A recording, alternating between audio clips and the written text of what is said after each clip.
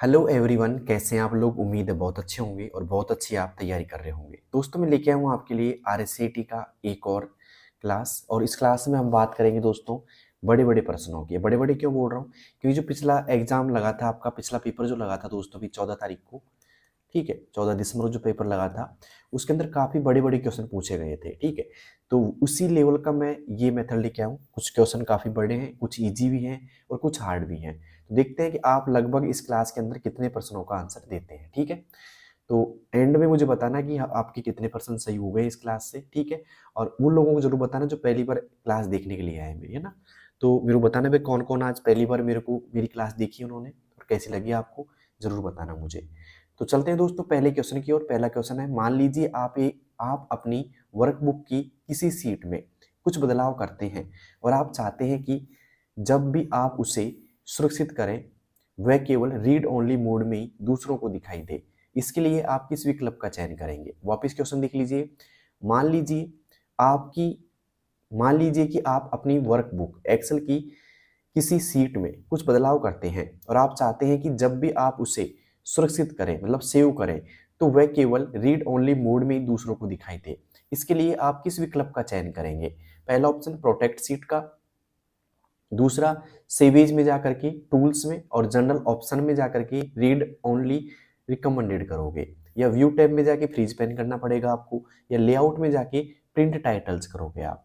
दोस्तों ऐसा करने के लिए आपको करना पड़ेगा, सेवेज में जाओगे आप, फिर टूल्स में जाओगे उसके बाद, और फिर जनरल ऑप्शन में जाकर के रीड ओनली रिकमेंडेड करोगे। ठीक है, तो यहाँ पे ये प्रोसेस आपको करनी पड़ेगी, मतलब बी ऑप्शन आपका सही होगा इसमें। ठीक है, तो उम्मीद करता हूं आपने ये क्वेश्चन देखा होगा। ऐसे क्वेश्चन भी आपको कई बार मिलते हैं। आपको इन क्वेश्चनों को बड़े ध्यान से पढ़ना है और बड़े अच्छे से आपको आंसर फिल करना है इसमें। ठीक है, अब चलते हैं दोस्तों आज के दूसरे नंबर के क्वेश्चन पे। आधार कार्ड के संदर्भ में UIDAI का पूरा नाम क्या है और इसमें कुल कितने विशिष्ट अंक होते हैं। आधार कार्ड के संदर्भ में UIDAI का पूरा नाम क्या है और इसमें कुल कितने विशिष्ट अंक होते हैं। तो आधार कार्ड को जारी कौन करता है दोस्तों, UIDAI करता है। इसका पूरा नाम पूछा गया है आपसे, कई बार एग्जाम में पूछा जाता है कि पूरा नाम क्या है भाई इसका। तो पूरा नाम है एक तरीके से पूरा नाम, है ना। पूरा नाम क्या है भाई इसका, पहला ऑप्शन आ रहा है unique identification authority of India. 12 अंक का होता है, 12 अंक का तो होता है, ये तो कन्फर्म है। आधार कार्ड कितने अंक होता है, 12 का होता है। यहाँ पे 10 अंक का है, तो ये तो आधार कार्ड हो ही नहीं सकता, क्योंकि 10 अंक का थोड़ी होता है आधार कार्ड भाई। तो 16 अंक का भी नहीं होता है। तो या तो ये ऑप्शन सही होगा ए, या फिर सी सही होगा, ये तो आपको पता है। तो पहले में तो क्या रहा है, unique identification authority of India 12 अंक, या फिर unique identity association association of India. बताइए दोस्तों दोनों में से क्या होगा आपके मुताबिक, क्या होना चाहिए। ए ऑप्शन सही होना चाहिए या सी ऑप्शन सही होना चाहिए, दोनों में से क्या होगा भाई, जल्दी से कमेंट बॉक्स में बताओ। कौन कौन लोग ए के पक्ष में है और कौन कौन लोग सी ऑप्शन के पक्ष में है। ठीक है, जल्दी से बताओ दोस्तों क्या होगा।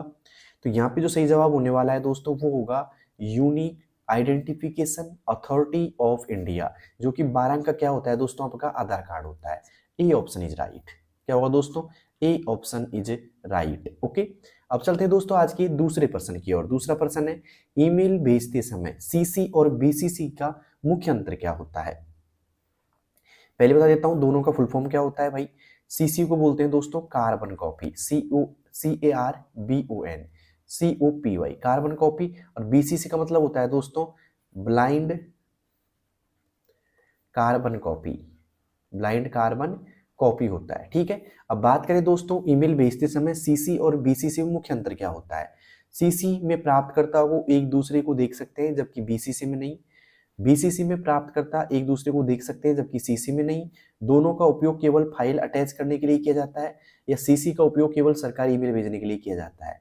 नहीं भाई, ऐसा भी नहीं है, ऐसा भी नहीं है दोस्तों। CC में प्राप्तकर्ता एक दूसरे को देख सकते हैं, ठीक है, जबकि BCC में प्राप्तकर्ता एक दूसरे को नहीं देख सकते हैं।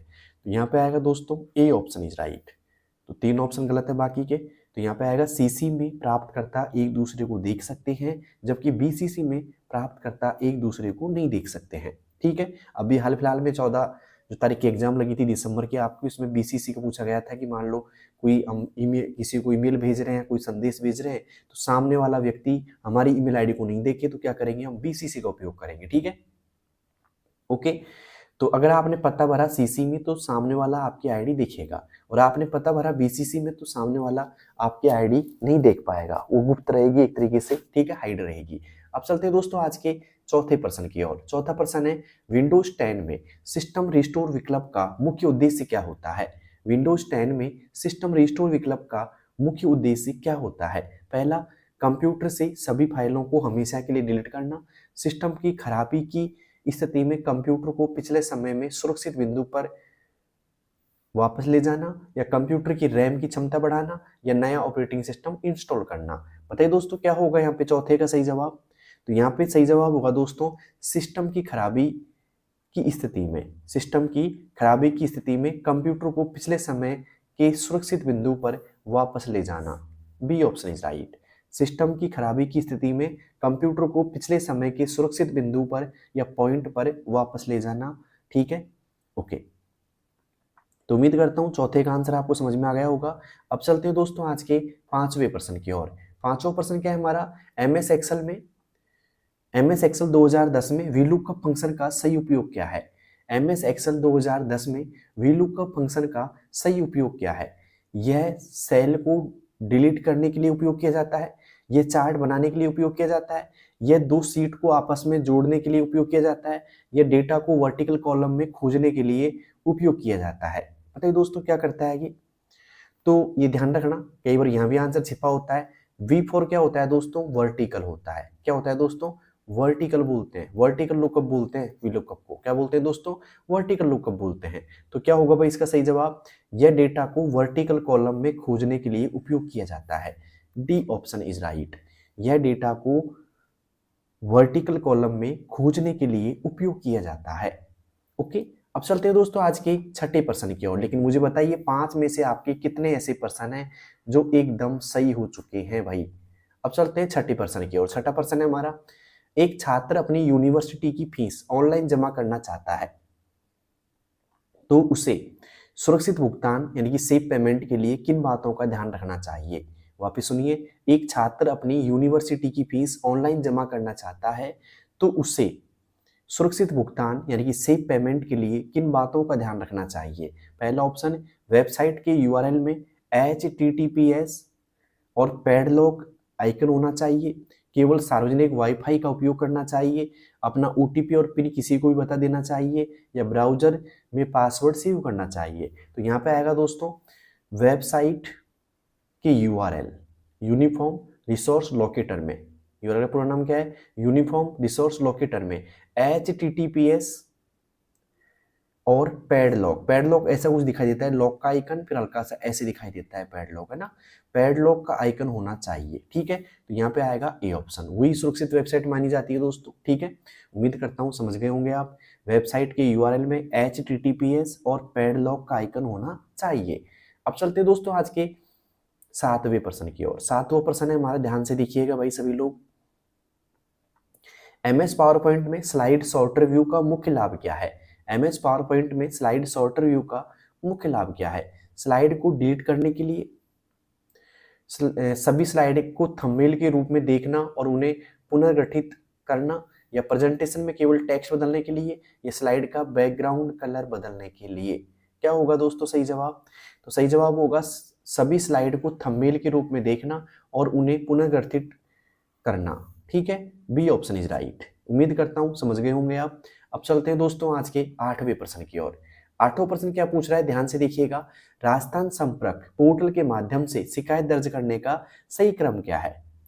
पहले आप पंजीकरण कराते हैं, फिर मॉडरेशन होता है, फिर आवंटन, फिर निवारण और फिर फीडबैक, या फीडबैक पहले मिल जाता है, पंजीकरण, निवारण और आवंटन, या आवंटन, निवारण, पंजीकरण, फीडबैक, पंजीकरण, निवारण, आवंटन या फिर फीडबैक। क्या होगा दोस्तों आठवीं का सही जवाब? तो पहले पंजीकरण होता है, मतलब शिकायत दर्ज की जाती है, ठीक है, फिर उसका मॉडरेशन होता है, फिर आवंटन होता है और फिर निवारण होता है दोस्तों, और फिर आपसे पूछा जाता है कि बताइए क्या रहा हमने शिकायत जो पूरी की है, मतलब आपसे रिव्यू पूछा जाता है। तो ए ऑप्शन इज राइट। उम्मीद करता हूँ समझ गए होंगे आप। और जो शिकायत दर्ज करने के हेल्पलाइन नंबर हैं दोस्तों, वह दोस्तों 181, कितने दोस्तों? 181 होते हैं, ठीक है। अब चलते हैं दोस्तों आज के अगले प्रश्न की ओर। अगला प्रश्न है हमारा, फिशिंग और स्पाईवेयर साइबर खतरों के संदर्भ में क्या सही है? फिशिंग और स्पाईवेयर साइबर खतरों के संदर्भ में क्या सही है? दोनों कंप्यूटर की हार्डवेयर स्पीड बढ़ाते हैं। फिशिंग एक एंटीवायरस है। फिशिंग का उद्देश्य व्यक्तिगत जानकारी चुराना है, जबकि स्पाईवेयर आपकी गतिविधियों पर नजर रखता है। या स्पाईवेयर केवल ईमेल ईमेल भेजने के लिए काम आता है। बताइए दोस्तों क्या होगा यहाँ पे? फिशिंग और स्पाईवेयर साइबर खतरों के संदर्भ में क्या सही है भाई? ऑप्शन, 4 ऑप्शन आपके सामने है, ठीक है। और मैं चाहता हूँ आप इसका आंसर दें एक बार, ठीक है। अगर आपने फिशिंग और स्पाईवेयर साइबर खतरों के बारे में अगर आपने पढ़ रखा है थोड़ा बहुत, तो आप इसका आंसर दे सकते हैं भाई आराम से। तो दोस्तों यहाँ पे सही जवाब होगा भाई, ये होगा कि फिशिंग का उद्देश्य क्या होता है? व्यक्तिगत जानकारी चुराना होता है, जबकि स्पाईवेयर आपकी गतिविधियों पर नजर रखता है, ठीक है। तो यहाँ पे आएगा दोस्तों C option is right. Clear है तक का? फिशिंग का उद्देश्य व्यक्तिगत जानकारी चुराना है, जबकि स्पाईवेयर आपकी गतिविधियों पर नजर रखता है, ठीक है। अब चलते हैं दोस्तों आज के अगले प्रश्न की ओर। अगला प्रश्न है हमारा यहाँ पे 10वां, निम्न में से कौन सा सही है? मिलान करना है आपको, कौन सा ऑप्शन, कौन सा जोड़ा सही है भाई, बताइए। देखिए, MS वर्ड का संबंध x.xls से क्या? तो नहीं है। MS पावर पॉइंट का संबंध .docx से है क्या? ये भी सही नहीं है। MS एक्सेल x.xlss, तो ये सही है दोस्तों, ये जोड़ा एक तो। और यहाँ पे MS एक्सेस का भी नहीं है, ठीक है। तो ये है कि भाई MS एक्सेल का एक्सटेंशन क्या है? XLSX है, तो C option is right. MS Word का क्या होता है, मैं लिख देता हूँ यहाँ पे। MS वर्ड का क्या होता है एक्सटेंशन, अगर सही होता तो। MS पावर पॉइंट का क्या होता है भाई? किसी को याद है क्या extension? Power, POWER, POINT, power point. तो MS एक्सेल का होता है, मैं लिख देता हूँ यहाँ पे, पेन चेंज कर देता हूँ, ओके। MS वर्ड का होता है भाई .docx, क्या होता? .docx होता। और MS पावर पॉइंट का क्या होता? .pptx होता। क्या होता है दोस्तों? .pptx होता। तो उम्मीद करता हूँ समझ गए होंगे आप। MS वर्ड का .docx होता और MS पावर पॉइंट का .pptx होता है। एक्सटेंशन क्या होता है? एक फाइल का प्रकार होता है, पहचानने का प्रकार होता है दोस्तों। तो यहाँ पे आएगा एक्सेल का .xlsx, ठीक है। उम्मीद करता हूँ समझ गए होंगे आप, ओके। अब चलते हैं दोस्तों आज के 11वें प्रश्न की ओर। 11वां प्रश्न ध्यान से देखिएगा क्या है सामने। गवर्नमेंट टू कंज्यूमर, जिसको बोलते हैं G2C, क्या बोलते हैं भाई? G2C बोला जाता है। सेवाओं के अंतर्गत राजस्थान में ई मित्रा का मुख्य कार्य क्या है? एक बात ध्यान रखना, ई मित्रा से एक सवाल जरूर बनेगा आपके भी, ठीक है। तो थोड़ा सा टॉपिक को ध्यान दिया करो, जब ई मित्रा लिखा जाता है तो। केवल गेम खेलना, बिजली पानी के बिल भरना, प्रमाण पत्र बनवाना और अन्य सरकारी सेवाओं को लाभ देना, या सोशल मीडिया अकाउंट बनाना, या फिर निजी कंपनियों के लिए सॉफ्टवेयर तैयार करना। दोस्तों G2C का मतलब होता है जो एक ई मित्रा का मुख्य कार्य के अंतर्गत सेवाएं जो होती है राजस्थान में। ई मित्रा का मुख्य कार्य क्या है? बिजली पानी के बिल भरना, ठीक है, प्रमाण पत्र बनवाना, अन्य सरकारी सेवाओं का लाभ देना, ठीक है। यहाँ पे आएगा दोस्तों बी ऑप्शन इज राइट। उम्मीद करता हूँ 11वें में आपने बी ऑप्शन टिक कर लिया होगा। अब चलते हैं दोस्तों आज के अगले प्रश्न की ओर। अगला प्रश्न है हमारा यहाँ पे 12वां, MS वर्ड 2010 में मेल मर्ज फीचर का उपयोग क्यों किया जाता है? एक ही पत्र को बहुत सारे प्राप्तकर्ताओं को अलग अलग भेजने के लिए किया जाता है, या स्पेलिंग चेक के लिए किया जाता है, या पिक्चर इंसर्ट करने के लिए, या फिर बात करें दोस्तों कंप्यूटर को वायरस से बचाने के लिए किया जाता है। तो दोस्तों मेल मर्ज का जो उपयोग किया जाता है वो किया जाता है दोस्तों एक ही पत्र को बहुत सारे प्राप्तकर्ताओं को अलग अलग भेजने के लिए, ठीक है, इसका उपयोग किया जाता है। इससे फायदा क्या होगा दोस्तों? समय की बचत हो जाएगी। क्या हो गई दोस्तों? समय की बचत, ठीक है। और हाँ, आपकी भी अगर समय की बचत चाहते हो आप, तो मैंने कमेंट बॉक्स के अंदर मतलब एक तरीके से मैराथन क्लास का लिंक दे रखा है। किसका दोस्तों? मैराथन क्लास का, ठीक है। आप मैराथन क्लास देखो एक बार, संपूर्ण मैराथन क्लास है, पूरी सिलेबस के आधार पे है, ठीक है। तो एक बार जरूर देखना, जिससे वो मैराथन से आपको बहुत बेनिफिट मिल जाएगा दोस्तों, ठीक है। आपका मान लो पूरा सिलेबस का एक रिवीजन हो जाएगा पूरा, और आपको बहुत हेल्प मिलेगी उस क्लास से एग्जाम में। तो एक बार जरूर देखना आप, ठीक है। अगर आपको समय लग रहा है तो आप 2x में देखो, कोई दिक्कत नहीं है, लेकिन देखना जरूर है मेरे कहने से एक बार, ठीक है। तो तैयारी को अपना और बेनिफिट मिल जाएगा, ठीक है, और परफेक्ट हो जाएगी तैयारी आपकी।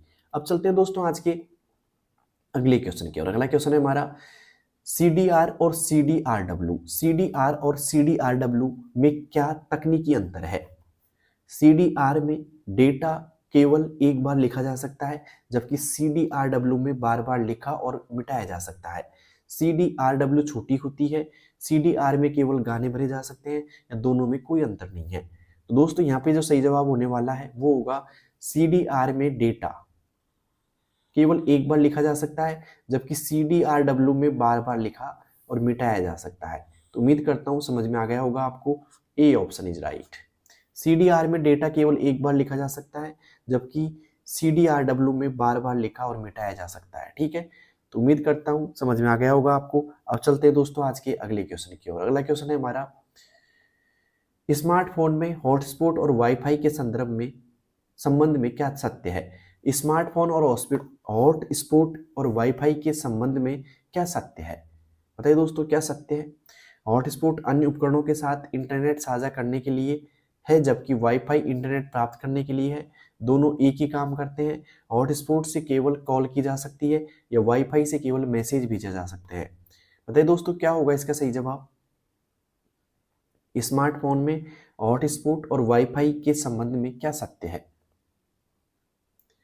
तो दोस्तों सत्य यही है कि हॉटस्पॉट अन्य उपकरणों के साथ में इंटरनेट साझा करने के लिए है, जबकि वाईफाई इंटरनेट प्राप्त करने के लिए है। ठीक है, उम्मीद करता हूँ समझ में आ गया होगा। हॉटस्पॉट से आप क्या कर सकते हो, कभी सुना है ना, हॉटस्पॉट ऑन कर दे, नेट चलाना है मुझे, तो हॉटस्पॉट के साथ में आप इंटरनेट साझा करते हैं, जबकि वाईफाई इंटरनेट प्राप्त करने के लिए होता है। ठीक है, उम्मीद करता हूँ समझ में आ गया होगा। ये ऑप्शन लगा लीजिए टिक आप।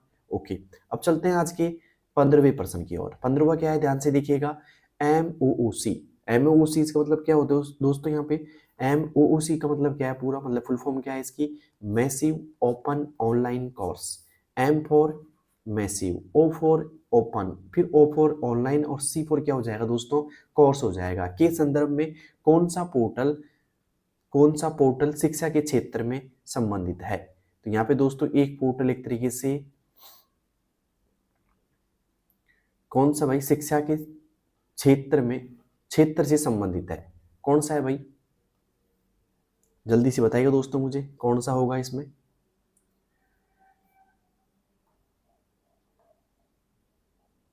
ओके, इसमें से हट चुका है, तो मैं यहाँ पे कर देता हूँ एक तरीके से, मैं इसमें डी ऑप्शन कर देता हूँ, क्योंकि डी ऑप्शन यहाँ पे गायब है। मैंने कर दिया NONE, नन। बताइए दोस्तों कौन सा होगा? निम्न में से कौन सा पोर्टल शिक्षा के क्षेत्र से संबंधित है? कौन सा पोर्टल है भाई? फेसबुक, ट्विटर, अमेजन, फ्लिपकार्ट या गूगल बिंग, या इनमें से कोई नहीं? दोस्तों यहाँ पे आएगा इनमें से कोई नहीं है, क्योंकि ये किससे संबंधित है? आपका सोशल मीडिया से। किससे दोस्तों? सोशल मीडिया से। ठीक है, अमेजन किससे दोस्तों? ई कॉमर्स से है। किससे दोस्तों? ई कॉमर्स से है। और ये क्या है? आपके सर्च इंजन है, SEARCH, सर्च इंजन है। ओके, तो यहाँ पे कोई सा भी नहीं है दोस्तों इनमें से संबंधित, तो यहाँ पे आएगा इनमें से कोई नहीं। ये क्या हमसे कट चुका था? ठीक है, हमने वापस लगा दिया नन, इसमें कोई बात नहीं है। ओके, अब चलते हैं दोस्तों अगले क्वेश्चन की। और अगला क्वेश्चन हमारा 16वां यहाँ पे, विंडोज 10 में स्निपिंग टूल का क्या उपयोग है? विंडोज 10 में स्निपिंग टूल का क्या उपयोग है? गाना सुनने के लिए, स्क्रीनशॉट लेने के लिए, फाइल रीड करने के लिए, या इंटरनेट चलाने के लिए? बताइए दोस्तों क्या होगा यहाँ पे सही जवाब? इसमें विंडोज 10 में स्निपिंग टूल का क्या उपयोग है? दोस्तों यहाँ पे होगा उपयोग, वो होगा स्क्रीनशॉट लेने के लिए। किसके लिए दोस्तों? स्क्रीनशॉट लेने के लिए होगा। B option is right. अब चलते हैं दोस्तों आज के 17वें प्रश्न की ओर। 17वां प्रश्न है, MS वर्ड में हाइपरलिंक इंसर्ट करने की शॉर्टकट क्या है? अगर आप MS वर्ड में हाइपरलिंक इंसर्ट करना चाहते हैं दोस्तों, तो आपको प्रेस करना होगा, क्या करना होगा? प्रेस कंट्रोल के साथ में के का प्रयोग करना पड़ेगा। तो यहाँ पे आएगा B option is right, control के साथ में आपको के प्रेस करना पड़ेगा। कंट्रोल H होता है दोस्तों फाइंड एंड रिप्लेस का। किसका दोस्तों? फाइंड एंड रिप्लेस का होता है। और कंट्रोल L होता है दोस्तों लेफ्ट अलाइन का होता है। किसका होता है दोस्तों? लेफ्ट अलाइन का होता है। ठीक है, और कंट्रोल M किसका होता है दोस्तों? किसका होता है? किसका होता है दोस्तों? तो यहाँ पे आता है इंसर्ट, है ना, पैराग्राफ इंडेंट के लिए। किसके लिए दोस्तों? PARAGRAPH, पैराग्राफ इंडेंट के लिए आप इसका यूज कर सकते हैं। इंसर्ट पैराग्राफ इंडेंट किसका? कंट्रोल M का, MS वर्ड के अंदर। ठीक है, और पावर पॉइंट के अंदर क्या करेंगे दोस्तों? इसका पावर पॉइंट की बात की जाए तो पावर पॉइंट में आप करेंगे कंट्रोल M का प्रयोग होता है दोस्तों न्यू स्लाइड के लिए। किसके लिए दोस्तों? न्यू स्लाइड के लिए होता है एक तरीके से पावर पॉइंट के अंदर। किसके अंदर दोस्तों? पावर पॉइंट के अंदर होता है, ठीक है, ओके। अब चलते हैं दोस्तों आज के 18वें प्रश्न की, और 18वां प्रश्न है, निम्न में से कौन सा मोबाइल ऑपरेटिंग सिस्टम का उदाहरण है? Android, iOS, Windows phone. दोस्तों तीनों ही है, एंड्रॉयड भी है, आईओएस भी है और विंडोज फोन भी है, तो यहाँ पे आएगा उपरोक्त सभी, ठीक है। अब चलते हैं दोस्तों आज के 19वें प्रश्न की, और 19वां प्रश्न है, एपिक का पूर्ण रूप क्या है? एपिक का पूर्ण रूप क्या है? एपीआईसी का पूर्ण रूप क्या है भाई? इलेक्शन फोटो आइडेंटिटी कार्ड, या ई पेमेंट इंटरनल कोड, या फिर इलेक्ट्रॉनिक प्रिंटेड इंफॉर्मेशन सेंटर, या फिर इजी फोटो आइडेंटिटी कार्ड। बताइए दोस्तों क्या होगा इसका सही जवाब? तो यहाँ पे आएगा दोस्तों E for election photo identity card, ठीक है, ये ऑप्शन इज राइट। अब चलते हैं दोस्तों आज के अगले प्रश्न की ओर। अगला प्रश्न है हमारा यहाँ पे 20वां, हार्डवेयर और यूजर के मध्यस्थ, हार्डवेयर और यूजर के बीच मध्यस्थ इंटरफेस के रूप में कौन कार्य करता है? Application software, operating system, utility software, या फिर कंपाइलर। कौन करता है भाई? तो ये सब कुछ करता है दोस्तों operating system, B option is right. अब चलते हैं दोस्तों आज के 21वें की ओर, लेकिन मुझे बताइए 20 में से आपके कितने प्रश्न एकदम सही हो चुके हैं अब तक, ठीक है। अब चलते हैं 21वें की ओर। 21वां क्या है दोस्तों? रैम के बारे में कौन सा कथन सत्य है? पहली बात बता देता हूं, रैम का पूरा नाम क्या होता है भाई? सभी को पता होगा, रैंडम एक्सेस मेमोरी, ठीक है। तो इसका कौन सा कथन सत्य है? ये एक स्थायी मेमोरी होती है? बिल्कुल भी नहीं होती है, अस्थायी होती है। ये एक वोलेटाइल मेमोरी होती है? इसमें डेटा हमेशा के लिए सुरक्षित होता है? बिल्कुल भी नहीं होता, अस्थायी रहती, तो कहाँ से होगा? ये एक सेकेंडरी मेमोरी है? नहीं है। ये क्या है दोस्तों? प्राइमरी मेमोरी है। कौन सी मेमोरी है? प्राइमरी बोल सकते हो आप, या प्राथमिक मेमोरी आप बोल सकते हो, ठीक है। तो यहाँ पे आएगा ये एक वोलेटाइल मेमोरी होती है। वोलेटाइल मतलब अस्थायी मेमोरी होती है। क्या बोलते हैं दोस्तों इसको? अस्थायी मेमोरी बोलते हैं, ओके, अस्थायी। क्लियर है तक का? तो 21वें में आएगा दोस्तों बी ऑप्शन इज राइट। क्या आएगा दोस्तों? बी ऑप्शन आएगा 21वें में। अब चलते हैं दोस्तों आज के 22वें प्रश्न की ओर। 22वां प्रश्न है आज का हमारा, ईमेल भेजते समय सब्जेक्ट लाइन में क्या लिखा जाता है? प्राप्तकर्ता का नाम, संदेश का संक्षिप्त विवरण, पूरी ईमेल बॉडी, या फाइल अटैचमेंट। दोस्तों ईमेल भेजते समय सब्जेक्ट में लिखा जाता है दोस्तों संदेश का संक्षिप्त विवरण। क्या दोस्तों? संदेश का संक्षिप्त विवरण लिखा जाता है, बी ऑप्शन इज राइट, ठीक है। क्लियर है तक का? उम्मीद करता हूं समझ में आगे होगा आपको, ठीक है। अब चलते हैं दोस्तों आज के 23वें प्रश्न की ओर। 23वां प्रश्न क्या है हमारा? पैन कार्ड आवेदन के लिए कौन सा फॉर्म भरा जाता है? फॉर्म 16, फॉर्म 6, फॉर्म 12, या फॉर्म 49A। दोस्तों अगर पैन कार्ड आपको आवेदन करना है तो उसके लिए आपको जो फॉर्म भरना होगा वो भरना पड़ेगा दोस्तों 49A का। पैन कार्ड का पूरा नाम क्या होता है दोस्तों? परमानेंट, पूछा जा सकता है, परमानेंट अकाउंट नंबर। क्या दोस्तों? परमानेंट अकाउंट नंबर होता है इसका पूरा नाम, ठीक है। और इसमें जो डिजिट होते हैं ना, अल्फा न्यूमेरिक होते हैं, वो 10 के होते हैं। कितने डिजिट के होते हैं दोस्तों? 10 डिजिट के होते हैं। क्लियर है तक का? ओके। अब चलते हैं दोस्तों आज का अगले क्वेश्चन की ओर। अगला क्वेश्चन हमारा यहाँ पे 24वां, MS पावरपॉइंट 2010 में नई स्लाइड जोड़ने की शॉर्टकट क्या है? दोस्तों नई स्लाइड किससे जोड़ते हैं हम? नई स्लाइड जोड़ने के लिए आपको कंट्रोल के साथ में M का यूज करना होगा। तो कंट्रोल M मतलब न्यू स्लाइड, ठीक है। कंट्रोल D का मतलब क्या होता है MS पावरपॉइंट में? डुप्लीकेट स्लाइड के लिए। इसके लिए दोस्तों डुप्लीकेट स्लाइड के लिए इसका यूज किया जाता है, ठीक है। और यहाँ पे कंट्रोल S होता है दोस्तों सेव करने के लिए, और कंट्रोल N होता है दोस्तों न्यू फाइल के लिए। किसके लिए दोस्तों? न्यू फाइल के लिए होता है। तो उम्मीद करता हूँ समझ में आगे होगा आपको कि भाई कौन सी शॉर्टकट की क्या काम आती है। और क्लास अगर अच्छी लग रही है तो एक लाइक बनता है। और हाँ, एक बात बताना भूल गया मैं आपको, अभी तक अगर आपने क्लास शेयर नहीं किया अपने दोस्तों के साथ में तो शेयर कर दीजिए, जिससे सभी को बेनिफिट मिले इस क्लास का, ठीक है। और आपको नेक्स्ट अपडेट पाने हैं तो सब्सक्राइब जरूर कर देना, ठीक है। अब चलते हैं दोस्तों आज के 25वें क्वेश्चन की ओर। 25वां क्वेश्चन है HDMI का पूरा नाम क्या है? HDMI का पूरा नाम क्या है? ये क्वेश्चन दोस्तों एक PYQS मान सकते हो आप, क्योंकि पूछा जा चुका है RSCIT एग्जाम में पहले भी आपकी एक तरीके से लगभग 27 अप्रैल या बहुत पहले की एग्जाम थी 2025 में 2025 में पूछा गया सवाल है दोस्तों, HDMI का पूरा नाम क्या है? High definition multimedia interface, high density media interface, या हाई डिजिटल मैनेजमेंट इन्फो, या हाइपर डेफिनेशन मीडिया इंटरफेस। बताइए दोस्तों क्या होगा यहाँ पे HDMI का पूरा नाम? दोस्तों एच डी का पूरा नाम होगा हाई, एच फॉर क्या हो जाएगा हाई, डी फॉर क्या होगा definition, M for multimedia, I for interface. तो क्या होगा भाई यहाँ पे HDMI, ए ऑप्शन, ठीक है, ए ऑप्शन इज राइट हो जाएगा, high definition multimedia interface. Okay, अब चलते हैं दोस्तों आज के अगले क्वेश्चन की ओर। अगला क्वेश्चन है 26वां, इनमें से निम्न में से कौन सा एक क्लाउड स्टोरेज का उदाहरण है? निम्न में से कौन सा एक क्लाउड स्टोरेज का उदाहरण है? Google drive, Microsoft one drive या ड्रॉप बॉक्स या इनमें से कोई नहीं? बताइए दोस्तों क्या होगा इसका सही जवाब? निम्न में से कौन सा क्लाउड स्टोरेज का उदाहरण है? Google drive, Microsoft one drive, drop box या उपरोक्त सभी? दोस्तों यहाँ पे क्लाउड स्टोरेज क्या होती है? एक तरीके से हम ये कह सकते हैं कि इंटरनेट के माध्यम से डेटा स्टोर करना क्लाउड स्टोरेज के अंतर्गत आता है। इंटरनेट के माध्यम से डेटा स्टोर करना, ठीक है।